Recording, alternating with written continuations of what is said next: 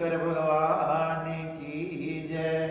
बोलिए विश्वनाथ भगवान की जय। मैं विशाल शर्मा आपके सामने आज हम श्रावण मास के दूसरे अध्याय के बारे में बताने जा रहे हैं। कल हमने श्रावण मास के प्रथम अध्याय के बारे में श्रवण किया, जिसमें श्री शौनकादिक 88,000 ऋषियों ने श्री सूत जी से प्रश्न किया कि हम ऐसी कथा सुनना चाहते हैं जिस कथा को सुनने के बाद हमारी कुछ और सुनने की इच्छा ना रहे, हमारा मन उस कथा से प्रफुल्लित हो जाए, हमारा रोम रोम हर्षित हो जाए। श्री शौनकादिक के इस प्रश्न पर श्री सूत जी महाराज ने भगवान शंकर और सनत कुमारों का संवाद सुनाया। बताया कि भगवान शंकर ने किस प्रकार से सनत कुमारों की सेवा से प्रसन्न होकर उन्हें गुप्त रूप से गुप्त बात के रूप में श्रावण मास का अध्याय सुनाया था। कल भगवान शंकर ने सनत कुमारों को बताया कि हे सनत कुमारों, ये श्रावण मास बड़ा पवित्र है, बड़ा मुझे प्रिय है, तथा इस मास में एक भी वार तथा एक भी तिथि व्रत शून्य नहीं है। सभी वार तथा तिथियां व्रत करने योग्य हैं। जब सनत कुमारों ने पूछा कि हे भगवान, कौन से तिथि में किस देवता की पूजा की जाती है, कौन से वार तथा कौन सी तिथि को कौन से देवता का व्रत किया जाता है, यही हम आपसे जानना चाहते हैं। तो भगवान शंकर आज सनत कुमारों को श्रावण मास का दूसरा अध्याय श्रवण करवाते हैं। भगवान शंकर कहने लगे कि हे महाभाग, हे ब्रह्मपुत्रों, आप बड़े ही नर्म हैं, आप बड़े ही दयालु हैं, आप में श्रवण शक्ति है, आप बड़े विनम्र हैं। आपकी सेवा से मैं बड़ा प्रसन्न हूँ, इसलिए मैं तुम्हें इन सब अध्यायों के बारे में बताने जा रहा हूँ। भगवान शंकर कहने लगे, आपने जो मुझसे प्रश्न पूछा है, इससे मेरा रोम रोम प्रफुल्लित हो गया।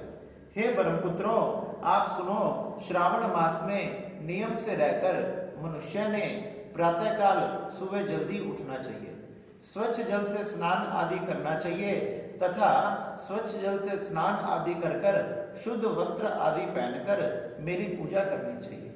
बताया गया कि श्रावण मास में नियम से रहकर मनुष्य ने सायंकाल में 4 बजे भोजन करना चाहिए तथा 1 महीने तक मेरा जला अभिषेक, रुद्रा अभिषेक करना चाहिए।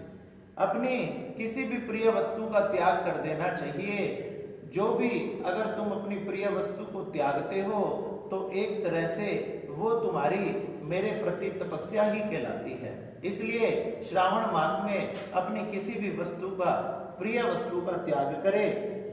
बताया गया पुष्प, फूल, बेलपत्रों, शमी पत्रों, आंवला के पत्रों, दूध, दही, रोली, मोली, चंदन, चावल, गंध तथा अक्षत से, नाना प्रकार के पुष्पों से, इत्रों से, गुलाल से भगवान की पूजा करनी चाहिए। बताया कि श्रावण मास में भगवान इन सब पूजा से बड़े प्रसन्न होते हैं। भगवान शंकर कहने लगे कि मेरी लक्ष्य पूजा करें, कोटिलिंग पूजा करें तथा ब्राह्मणों को भोजन कराएं। बताया गया कि श्रावण मास में किसी भी व्यक्ति को भोजन कराने का बड़ा महत्व है।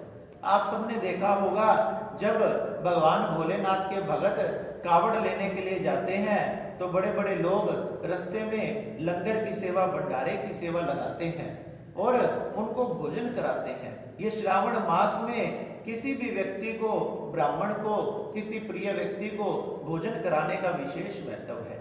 इसलिए इस श्रावण मास में अगर आप किसी को भोजन कराते हो, किसी का पेट भरते हो, तो आपको बड़े पुण्यों की प्राप्ति होती है।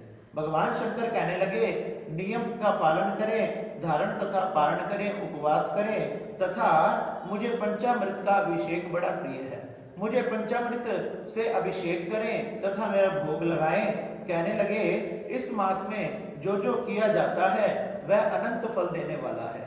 अगर आपने एक बार भी 1 लोटा जल मुझे चढ़ा दिया तो वो लाखों लोटा जल का फल मिलकर आपको प्राप्त होता है। इस प्रकार से कहने लगे कि हो सके तो ब्रह्मचर्य व्रत का पालन करें, भूमि पर शयन करें तथा हो सके तो श्रावण मास में कम से कम 1 व्रत तो जरूर धारण करें। किसी भी तिथि या किसी वार का व्रत शून्य आप ना रहे। तथा बताया गया प्रातःकाल स्नान करके अपनी इंद्रियों को वश में करके एकाग्र मन से रोज मेरी पूजा करे। इस मास में मेरा कीर्तन करे, मेरे मंत्रों का जाप करे, मेरे पंचाक्षर मंत्र, मेरे षडाक्षर मंत्र, मेरे महामृत्युंजय मंत्र तथा गायत्री मंत्र आदि का जाप करे। और तो और भगवान शंकर ने कहा कि आपके पास किसी भी प्रकार का कोई भी चालीसा तथा पाठ तथा रामायण भागवत तथा इस प्रकार के कोई भी ग्रंथ है तथा दिव्य ग्रंथों का अध्ययन करें, उनसे भी मैं बड़ा प्रसन्न होता हूँ। इस प्रकार से भगवान सनत कुमारों को कहते हैं, कोई भी व्यक्ति इन प्रकार से पाठ करता है, पुरुष सूक्त, लक्ष्मी सूक्त का पाठ करता है, उनसे भी मैं बड़ा प्रसन्न होता हूँ। अपने घर पर हवन करें, ग्रह यज्ञ, ग्रह कोटि होम, लक्ष्य होम तथा ये बहुत से फलों को देने वाले हैं। ये इच्छित मनोकामनाओं को पूर्ण करने वाले हैं। इस महीने में एक दिन भी व्रत रहित ना रहें, हो सके तो सभी व्रतों को धारण करें, नहीं तो कम से कम एक व्रत तो जरूर धारण करें। बताया गया जो व्यक्ति इस मास में मेरा व्रत या पूजा या एक लोटा जल भी या एक बार भी मेरा नाम नहीं लेता, वह महाप्रलय तक नरकगामी होता है। क्योंकि भोलेनाथ सबकी मनोकामनाओं को पूर्ण करने वाले हैं, हमने उनका नाम उच्चारण कीर्तन आदि करना चाहिए। इसलिए बताया गया कि यह मैस समस्त मनोकामनाओं को पूर्ण करने वाला है तथा जो व्यक्ति निष्काम भाव से मेरी पूजा करता है उसको मैं मोक्ष प्रदान करता हूँ। उस समय में जो व्रत कहे गए हैं उसे आप ध्यान से सुने।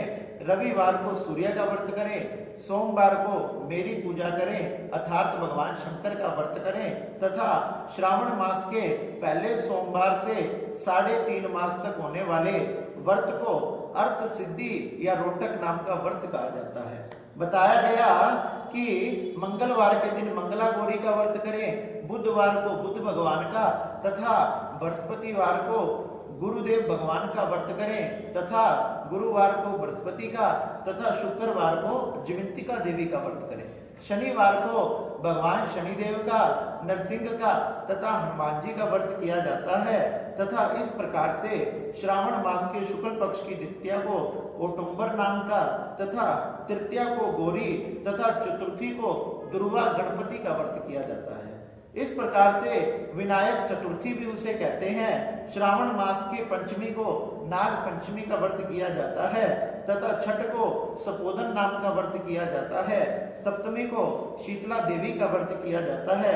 अष्टमी तथा चतुर्दशी को देवी का पवित्रारोपण करें और श्रावण मास के कृष्ण तथा शुक्ल नवमी को नक्त व्रत किया जाता है। इस प्रकार से हे सनत कुमारों, शुक्ल पक्ष की नवमी को नक्त व्रत का विधान है। दशमी को आशा नाम का व्रत, कोई कोई इस महीने में दोनों पक्ष की एकादशी को आशा व्रत भी करते हैं।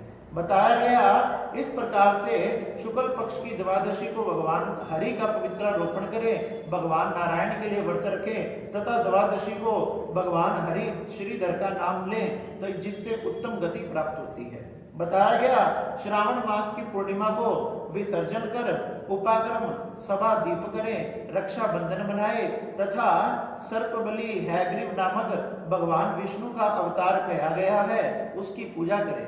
बताया गया शुक्ल पूर्णिमा के दिन मेरी पूजा करें। श्रावण मास में कृष्ण चतुर्थी को संकट चतुर्थी तथा श्रावण कृष्ण को पंचमी तथा इस प्रकार से श्रावण कृष्ण पक्ष की अष्टमी को भगवान विष्णु तथा श्री कृष्ण का पूर्ण अवतार हुआ।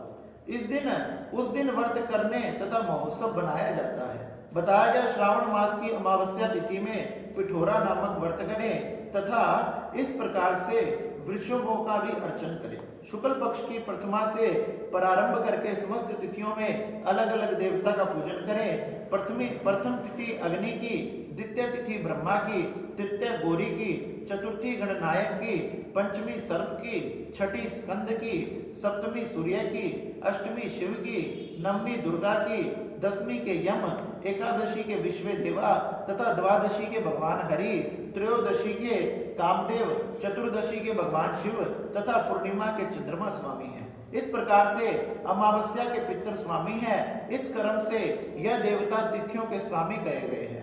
जिस देव की जो तिथि है उस तिथि में उस देवता का अर्चन करें। इस मास में प्राय अगस्त नक्षत्र के उदय होने से उस समय को मैं कहता हूँ। सिंह राशि पर सूर्य के संक्रमण से दिन से 12 अंश 40 घटी बीत जाने पर अगस्त ऋषि का उदय होता है।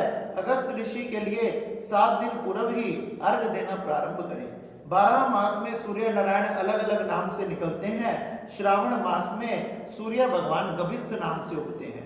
उनकी पूजा करें भक्ति द्वारा। श्रावण के मास में साग का त्याग करें, भाद्रपद में दही का त्याग करें, आश्विन में दूध का, कार्तिक मास में दाल का त्याग करें। यह संपूर्ण विधान करने से भगवान शिव शंकर अति प्रसन्न होते हैं। बताया गया कि इस मास में इन वस्तुओं का त्याग करने से सभी प्रकार की मनोवांछित इच्छाएं पूरी होती है। यह आपसे मैंने अति संक्षेप में सभी वारों के व्रत तथा सभी तिथियों के व्रत बताए। इस महीने में होने वाले व्रत धर्म का विस्तार करते हैं तथा जो इनका फल जो प्राप्त होता है उन फलों को 100 वर्षों में भी नहीं कहा जा सकता। इस प्रकार से भगवान शंकर ने सनत कुमारों को समस्त वारों के तथा समस्त तिथियों के व्रत बताए। हे सनत कुमारों, आप किसी भी वार को व्रत रख सकते हैं तथा किसी भी तिथि को व्रत कर सकते हैं। इस प्रकार से बताया गया कि भगवान शंकर कहते हैं ये मास बड़ा पवित्र है। जो इस मास में भगवान शंकर की पूजा नहीं करता वो साक्षात शव के समान है। आप मनुष्य हो, आप मनुष्य है। जब मनुष्य में से उसकी आत्मा निकल जाती है तो ये मिट्टी का पुतला बन जाता है, ये शव कहलाता है। तो बताया गया कि श्रावण मास में जो भगवान शंकर का नाम तथा पूजा नहीं करता, उनके नाम का उच्चारण नहीं करता, उनका जय घोष नहीं करता, वो मानव नहीं, वो नर नहीं, वो इंसान नहीं, वो व्यक्ति नहीं, वो एक शव के समान है। इसलिए श्रावण मास में हमने भगवान शंकर की पूजा तथा अर्चना जरूर करनी चाहिए। इस प्रकार से श्रावण मास में भगवान शंकर ने सनत कुमारों को दूसरा अध्याय सुनाया। बोलिए शंकर भगवान की जय। नमः पार्वती नमः। हर हर महा